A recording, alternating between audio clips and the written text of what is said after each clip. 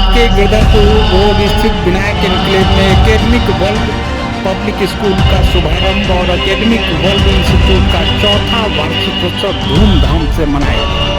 हवन के साथ कार्यक्रम की शुरुआत हुई। इस दौरान विशेष कवि सम्मेलन में कवियों ने खूब रंग जमाया।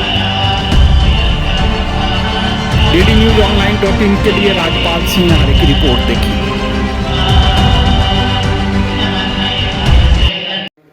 साथियों नमस्ते। आइए डेली न्यूज़ की टीम आज यहाँ आकर के पहुँची है, तो मैं अभी आचार्य जी से यहाँ विद्यालय का जो यहाँ आज शुभारंभ हुआ है और मैं आचार्य जी से जानना चाहूँगा पहले अपना परिचय देते हुए आज के कार्यक्रम के और विद्यालय के बारे में बताएं। आदरणीय आचार्य जी। बहुत बहुत धन्यवाद।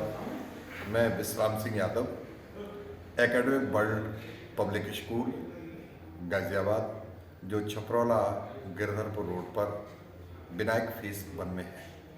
इस विद्यालय की स्थापना का उद्देश्य शिक्षा की गुणवत्ता और भारतीय संस्कारों का उसमें पुट, उसके साथ साथ संस्कार पक्ष की प्रबलता, ये सब है। निश्चित रूप से समाज में बिगड़ती व्यवस्थाओं में, पाश्चात्य सभ्यताओं में जो हमारे नन्हे शिशुओं को जो शिक्षा, मैकाले की शिक्षा परोस रही है, उससे विपरीत आंग्ल भाषा का अर्थात अंग्रेजी का श्रेष्ठ ज्ञान कराते हुए इनको भारत के एक श्रेष्ठ नागरिक तैयार करना हमारी संस्था का उद्देश्य है। शिक्षाविदों, मनीषियों की भिन्न भिन्न यहाँ कर्मशालाएँ, कार्यशालाएँ होती रहती हैं। हमारे पास सभी प्रशिक्षित और प्रबुद्ध अध्यापक हैं। हम सब एक श्रेष्ठ समाज को बनाने के लिए कृत संकल्प हैं। जय भारत। मैं डेली न्यूज़ के लिए मैं राजपाल सिंह आर्य। नीलम सौमसी जी। और जिस आज शिक्षण संस्थान का जो शुभारंभ हुआ है, इसका मूल उद्देश्य क्या है? इसका मूल उद्देश्य है बच्चों का सर्वांगीण विकास जी, जिसमें बच्चों का खेलकूद, खुला आवास भी है, बच्चों की अच्छी क्लासेस भी हैं और बच्चों की अच्छी शिक्षा प्राप्त होगी। इस तरह से हमें ये सब विद्यालय को देखकर लगा और विद्यालय की जो रूपरेखा हमने देखी है वो हमको बहुत ही अच्छी लगी। नहीं, वैसे देखिए कोई भी विद्यालय यदि नया खुलता है तो सब लोग यही कहते हैं कि यहाँ बड़े आधुनिक विद्यालय और बड़ा अच्छा विद्वान शिक्षक होते हैं, सारी बातें हैं, लेकिन उनमें से बच्चों के लिए संस्कार नहीं दिए जाते हैं। केवल बच्चों को पढ़ाया जाता है नौकरी के लिए। परिवार में जो भी लोग होते हैं वो हमेशा तड़पते रहते हैं। तो ऐसे विद्यालयों से हमें क्या लाभ मिलेगा? नहीं, ऐसे विद्यालय से हमें ये लाभ मिलेगा कि जो हमारे भाई साहब हैं ये भी विद्या मंदिर के पूर्व प्रिंसिपल रहे, मतलब अभी उन्होंने अभी दायित्व छोड़ा है अपना, लेकिन ऐसे जब उनको शिक्षा मिलेगी तो जो बच्चों में हनुमान चालीसा है, गायत्री मंत्र है, अपने माता पिता के पैर छूना है, ये सारे संस्कार हमारे बच्चों में विद्यमान होंगे। तो डेली न्यूज़ के माध्यम से और क्या शिक्षा देना चाहोगे कि जो महिलाएं भी शिक्षित बने? मैं बच्चों को और महिलाओं को ये शिक्षित देना चाहती हूँ कि अपना जो कार्य है, महिलाओं के लिए मैं कहना चाहूँगी कि हर काम यही नहीं कि हम लोग घूंघट की आड़ में करें।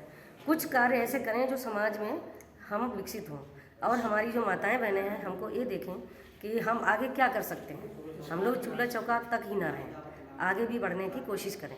जी, मैं पहले तो आपका परिचय जानना चाहूँगा और आज ये कवि सम्मेलन जो हुआ है, कवि सम्मेलन के बारे में थोड़ा बताएं। आपकी प्रमुख कविता क्या रही है आज की? जी, मैं मैनपुरी करहल से सतीश समर्थ बोल रहा हूँ और आपका बहुत बहुत आभार व्यक्त करता हूँ कि आपने शिक्षा के क्षेत्र में जो भी बात पूछी है, क्योंकि शिक्षा ही सभी प्रकार की प्रगति की आधारशिला है। तो शिक्षा के संदर्भ में मैं ये निवेदन करना चाहता हूँ कि शिक्षा का पवित्र क्षेत्र, शुद्ध मन से आओ मित्र, ज्ञान का सुनेत्र यहाँ व्यसन भुलाइए। शिक्षा का पवित्र क्षेत्र, शुद्ध मन से आओ मित्र, ज्ञान का सुनेत्र यहाँ व्यसन भुलाइए।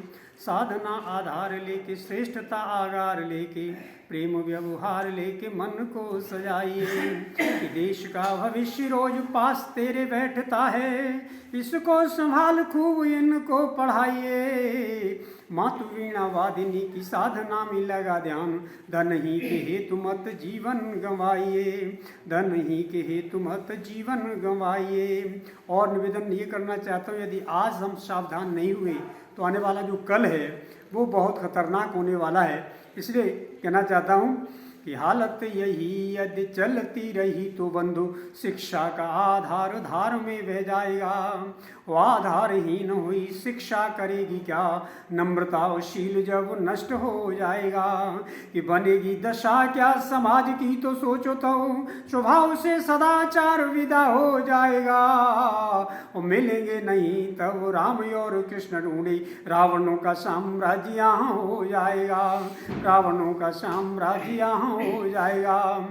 और हिंदी के बारे में, चूँकि हम हिंदी की रोटियाँ खाते हैं, इसलिए हिंदी के संदर्भ में एक निवेदन ये करना चाहता हूँ। हिंदी हमारी स्वतंत्रता संग्राम की भाषा रही है।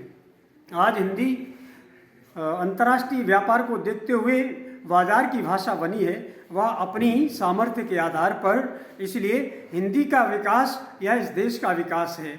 इसलिए हिंदी के बारे में निवेदन यूँ करना चाहता हूँ। 1857 में लॉर्ड डलहौजी ने जब ये कहा कि मैं दत्तक पुत्र की प्रथा को स्वीकार नहीं करता, तो 23 साल की झांसी की रानी ने गर्जना की थी, मैं अपनी झांसी कभी नहीं दूंगी। तो लगा था कि इस देश की कोई नवयौवना इस देश की आन बान शान के लिए अपना सब कुछ निछावर करने के लिए तैयार है। और गोलमेज कॉन्फ्रेंस में गांधी जी को बुलाया गया और ये कहा गया कि आपको एंट्रेंस करने के लिए अंग्रेजी बोलनी पड़ेगी, आपको सूट बूट पहनना पड़ेगा। तो गांधी जी ने कहा कि दुनिया से कह दो कि गांधी अंग्रेजी जानता नहीं है। तो लगा था कि देश का कोई नेतृत्व करने वाला व्यक्ति अपने देश के सम्मान के लिए कुछ भी करने को तैयार है। मैं कुछ पंक्तियां वहाँ से निवेदित करना चाहता हूँ कि मुंह में लगाम दाबू हाथों में खड़ग उधार, झांसी वाली रानी का सम्मान हिंदी है। मुंह में लगाम दाबू हाथों में खड़ग उधार, झांसी वाली रानी का सम्मान हिंदी है। हर एक कोड़े पे भारती की बोला जाए, आजाद शेखर का स्वाभिमान हिंदी है। हर एक कोड़े पे भारती की बोला जाए, आजाद शेखर का स्वाभिमान हिंदी है। कि दुनिया से कह दो गांधी अंग्रेजी जानता ना, राष्ट्रीय अस्मिता का अभिमान हिंदी है। और भारत की भव्यता को ऐसे न भूलाओ मीत, भारतीय सभ्यता की आन बान हिंदी है, भारतीय सभ्यता की आन बान हिंदी है। चलिए सर, आपने बहुत बहुत धन्यवाद आपका। मैं पहले तो आपका परिचय जानना चाहूँगा, और आज जो कविता जो कहा है आपने, तो मैं कविता के संदर्भ में थोड़ा कहूँगा कि कुछ हमें कविता के अंश सुनाएं, थोड़ा सा परिचय देते हुए। मैं महाराम सिंह मृदुल इटावा से हूँ, और आज जो कवि सम्मेलन हुआ उसमें मैंने जो कविता कही वो राष्ट्र के ऊपर कविता थी। मैं अपने बारे में सिर्फ यही कहना चाहता हूँ कि लिखता हूँ दोहराता हूँ फिर यही मैं कहता हूँ, लिखता हूँ दोहराता हूँ फिर यही मैं कहता हूँ, कुछ आता हो न आता हो पर गीत वतन के गाता हूँ, कुछ आता हो न आता हो पर गीत वतन के गाता हूँ। जी, जो हमारी कविता थी उसका शीर्षक था माटी का तो धर्म एक है। माटी का तो धर्म एक है, धर्म एक है। जी। कोई कितना यत्न करे पर जल की धार नहीं कटती है, माटी का तो धर्म एक है, माटी कभी नहीं बटती है। बहुरंगी है भारत माता रंग बिरंगे परधानों से, रंगरेज हिमालय रंग डाला है धवल रंग के परधानों से।